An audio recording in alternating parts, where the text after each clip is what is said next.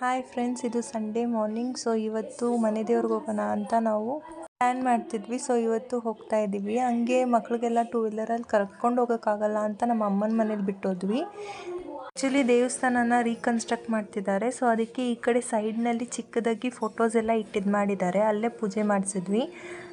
ಹಂಗೆ ಬರಬೇಕಾದ್ರೆ ಇಲ್ಲೊಂದು ಡಾಬಾ ನೋಡಿದ್ವಿ. ಯೂಶ್ವಲಿ ದೇವಸ್ಥಾನಕ್ಕೆ ಹೋಗಬೇಕಾದ್ರೆ ನಾವೇನು ತಿನ್ಕೊಂಡು ಹೋಗಲ್ಲ.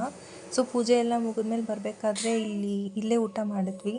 ಆ್ಯಂಡ್ ನನಗೆ ದಾಲ್ ಮತ್ತು ರೋಟಿ ಅಂದರೆ ಸಖತ್ ಇಷ್ಟ. ಸೊ ಅದನ್ನೇ ಆರ್ಡ್ರ್ ಮಾಡಿದ್ದೆ. ಆ್ಯಂಡ್ ಮಶ್ರೂಮ್ ಪೆಪ್ಪರ್ ಡ್ರೈನೂ ಆರ್ಡ್ರ್ ಮಾಡಿದ್ದೆ ಅದ್ರ ಜೊತೆಗೆ. ಆ್ಯಕ್ಚುಲಿ ಇಲ್ಲಿ ಬಂದ ತಕ್ಷಣ ಆರ್ಡ್ರ್ ಮಾಡಿದ ತಕ್ಷಣ ರಸಮ್ ಕೊಟ್ಟರು. ಆ್ಯಂಡ್ ನಾವು ರಸಮ್ ಆರ್ಡ್ರ್ ಕೂಡ ಮಾಡಿರಲಿಲ್ಲ.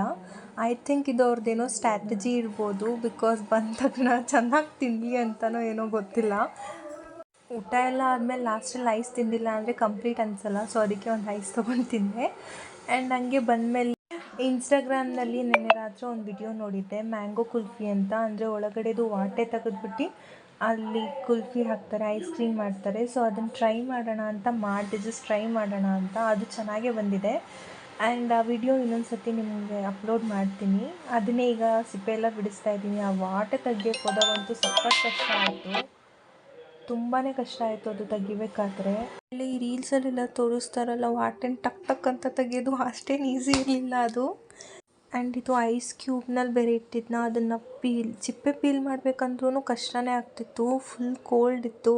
ಅದನ್ನು ಪೀಲ್ ಮಾಡಬೇಕಂದ್ರೆ ಇನ್ನೂ ಸ್ವಲ್ಪ ಕಷ್ಟ ಆಗ್ತಿತ್ತು. ಮತ್ತು ಕೈಯಿಂದ ಜಾರ್ತಿತ್ತದು. ಆಮೇಲೆ ಇದು ಕಟ್ ಮಾಡಬೇಕಾದ್ರೂ ಅಷ್ಟೇ. ಬಟ್ ಟೇಸ್ಟ್ ಮಾತ್ರ ಸಖತ್ತಾಗಿತ್ತು. ಒನ್ಸ್ ಟ್ರೈ ಮಾಡಿ. ಕಷ್ಟ ಆದ್ರೂ ತಿನ್ನಬೇಕಾದ್ರೆ ಇಷ್ಟು ಚೆನ್ನಾಗಿ ಬಂದಿದೆಯಾ ಅಂತ ಅನಿಸುತ್ತೆ. ಆ ಮ್ಯಾಂಗೋ ಸ್ಟಫ್ ಮಾಡಿರೋ ಕುಲ್ಫಿ ಸ್ವಲ್ಪ ಜಾಸ್ತಿನೇ ಇತ್ತು. ಅದನ್ನೀಗ ಬೌಲಲ್ಲಿ ಹಾಕ್ತಿದ್ದೀನಿ ಅಷ್ಟೇ. ಸೊ ಈ ವಿಡಿಯೋ ಇಷ್ಟ ಆಗಿದರೆ ಲೈಕ್ ಮಾಡಿ, ಶೇರ್ ಮಾಡಿ, ಸಬ್ಸ್ಕ್ರೈಬ್ ಮಾಡಿ, ಸಪೋರ್ಟ್ ಮಾಡಿ ಗೈಸ್.